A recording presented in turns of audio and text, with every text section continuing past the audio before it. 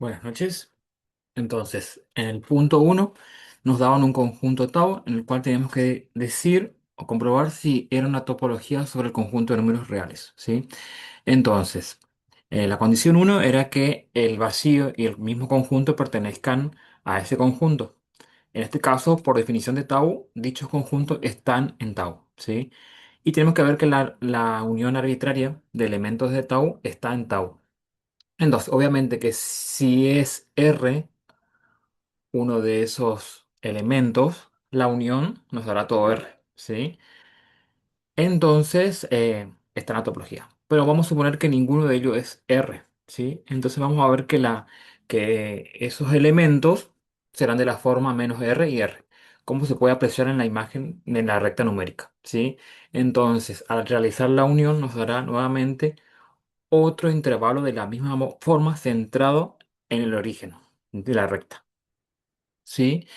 Pero al hacer la unión, ¿sí? De todos esos intervalos, nos dará aquel intervalo que tenga mayor amplitud. Por eso elegí el supremo de todos los radios, ¿sí?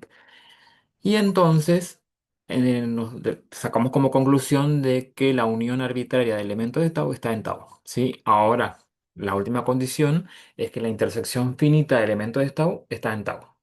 Entonces, si alguno de esos elementos es el conjunto vacío, por supuesto que la intersección, cualquiera sea la cantidad de conjuntos que tengamos, nos dará vacío. Y obviamente pertenece a tau, por definición de tau. Ahora, supongamos que ninguno de los elementos de tau es el vacío. Para hallar, y vamos a ver qué sucede con la intersección. Entonces, todos los elementos de tau serán de la forma menos R, R, ¿sí? Y al hacer la intersección, ¿sí? Nos dará el de menor amplitud. Por eso es que elijo el mínimo de todos los radios, ¿sí? Y eso obviamente llamé M, con lo cual la intersección nos da un intervalo menos M, M, y esto por definición está en tau. Que acá me olvidé de escribir el símbolo de pertenece, ¿sí? Por lo tanto, R y tau forman un espacio topológico sobre el conjunto de números reales. Y también teníamos que probar si era un espacio topológico de Hausdorff. Entonces, para ello, para comprobar que sean, tenemos que tomar dos elementos del espacio topológico R en este caso, ¿sí? Y ver que al encontrar entornos de esos puntos, la intersección es vacía o no. Si es vacía, obviamente es un espacio topológico de Hausdorff. Entonces, tomamos dos entornos de cada un punto respectivamente y obviamente no vamos a considerar el caso en el que sea R, porque en ese caso sería una intersección no vacía, ¿no? Entonces, los entornos, por definición de entorno, existirán dos abiertos, ¿sí? De la forma menos RR y menos SS, donde X1 pertenece a U sub 1 y X2 pertenece a U sub 2. Entonces, por la propiedad de tricotomía de la relación de orden en el conjunto de números reales, se cumple que R mayor que S, R menor que S o R igual a S. Vamos a suponer que R mayor que S, entonces el intervalo menos SS está contenido en el intervalo menos RS, como se puede apreciar en la figura que realicé. Entonces, al hacer la intersección, nos da no vacía. Análogamente, se puede demostrar que si pasa la intersección es no vacía, si R es menor que S o R igual a S, ¿sí? Porque en el caso de R igual a S, bueno, es trivial y la otra es similar, ¿sí? En conclusión, entonces, la intersección de dos abiertos dados por la topología tau siempre es no vacía, con lo cual no es un espacio de Hausdorff, ¿sí? Entonces, Eh, en el conjunto 2, en el punto 2, teníamos que demostrar que daba la definición de frontera, determinar que el conjunto frontera, ¿sí? Del conjunto A es cerrado. Para eso me basé en una propiedad del espacio topológico que sí, eh, si un conjunto es cerrado en un espacio topológico, su complemento es abierto en X. Para ello, entonces, lo que hice fue, o sea, si entonces ese conjunto complementario de la frontera es abierto, tendríamos que comprobar que todos sus puntos son interiores, ¿sí? Y eso quiere decir que para todo P que pertenece a dicho conjunto, va a existir un abierto en la topología, tal que, obviamente, ese abierto, el elemento P está en U, en el abierto, y a su vez ese abierto contenido en el complementario de la frontera de A. Entonces, vamos a demostrar primero la existencia del abierto U en X. ¿Sí? Entonces, si P pertenece a la frontera, al complementario de la frontera de A, entonces P no está en la frontera de A. Y por definición de punto frontera, entonces, va a existir un entorno B de P tal que la intersección con A y con su complementario de A es no vacía. ¿Sí? O pasa una cosa o pasa la otra. Pero entonces, como B es un entorno de P, por definición de entorno de un punto en el espacio topológico, va a existir una abierta, una topología, tal que ese punto P está en U y a su vez ese U está contenido en B. Entonces con esto ya probamos que existe el abierto, ¿sí? Nada más que ahora tenemos que verificar, ¿sí? Que ese abierto está contenido en el complementario de la frontera. ¿Mm? Y vamos a tomar entonces un punto para probar la inclusión, un punto cualquiera Q de U. Entonces, sea Q en U, como Q, U está en B y la intersección de B con A era, era distinta, era igual a vacío. O la intersección con U, perdón. Entonces, la de B con A era vacía y la de B con A complementario es vacía. Entonces, como U está en B, la intersección con U, o sea, U con A es vacía o U con complementario de A también será vacía. ¿Sí? Pero entonces, al ser un abierto, U a su vez es un entorno abierto del punto Q, ¿sí? Entonces, por definición de frontera, Q no pertenece a la frontera de A. En consecuencia, ¿sí? Q pertenece al complementario de la frontera de A, ¿sí? Entonces, con esto probamos que el complementario de la frontera es un conjunto abierto, ¿sí? En X, con lo cual su complementario, ¿sí? Será un conjunto cerrado en X. Es decir, que la frontera del conjunto A es cerrado en X, como queríamos demostrar. ¿Sí? Bien. Y ahora pasamos al punto 3, ¿sí? Donde teníamos un conjunto formado por los elementos 0, 1, 2 y dos topologías, ¿sí? Una topología trivial y la otra la topología discreta. Y teníamos que encontrar todas las funciones, ¿sí? De NXNX, ¿sí? Donde que estaban definidas distintas topologías, si bien era el mismo conjunto, pero estaban definidas dos topologías distintas, tales que esas funciones sean continuas, ¿sí?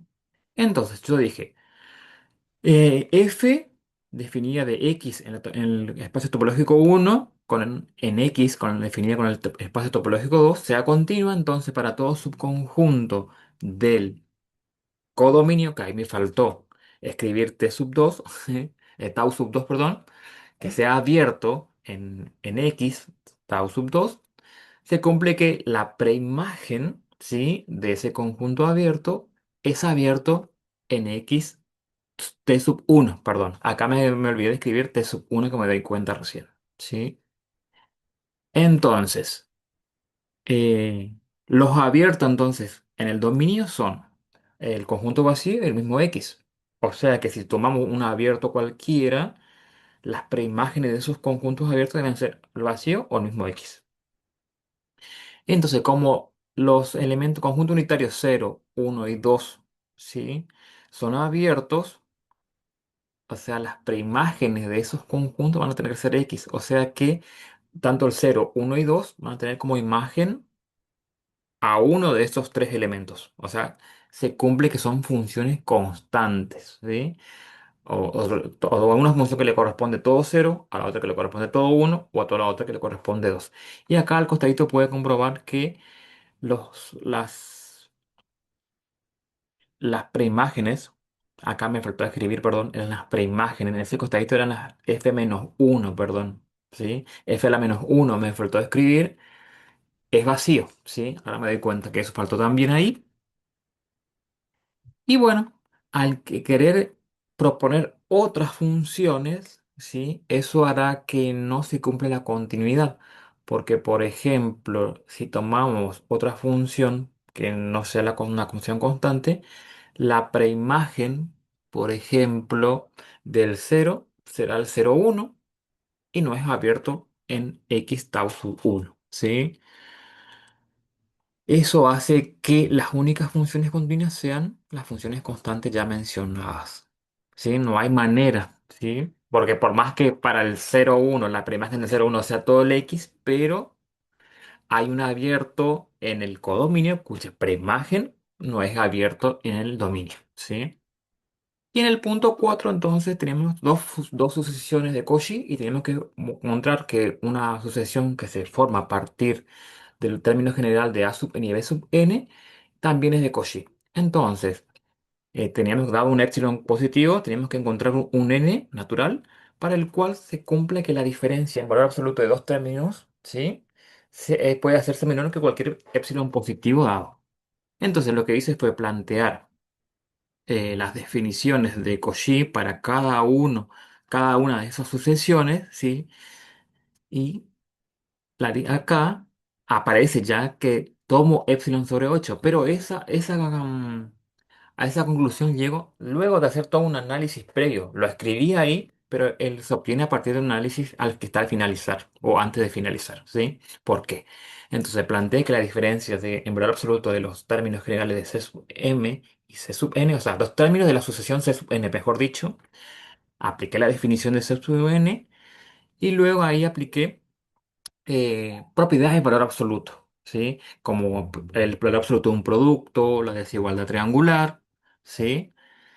Y entonces logro llegar a eso, ¿no? Al producto de 4 por y la suma de dos valores absolutos. Entonces, como yo quiero que se cumplan esas dos condiciones simultáneamente, voy a tomar n como el máximo entre n1 y n2. ¿Quién eran n1 y n2? N1 y n2 eran los valores para los cuales se cumplían la definición de Cauchy, ¿sí? Entonces, ahí planteé. Y veo acá que esas dos sumas en valor absoluto, lo que hice fue llamarle A, por ejemplo, y lo que hice como hacer es encontrar ese épsilon, ¿sí? Llamé A, entonces me queda 4 por 2, 8A, menor que épsilon, pero yo lo que quería era que sea menor que épsilon ese producto, entonces cada uno de esos términos tiene que ser menor que épsilon sobre 8. Y entonces, en definitiva, tomando n como el máximo entre n1 y n2, ¿sí? Se logra Lo creí. Entonces, determinar que la diferencia en valor absoluto puede hacerse menor que cualquier número positivo epsilon prefijado del antemano. Y eso es todo. Muchas gracias.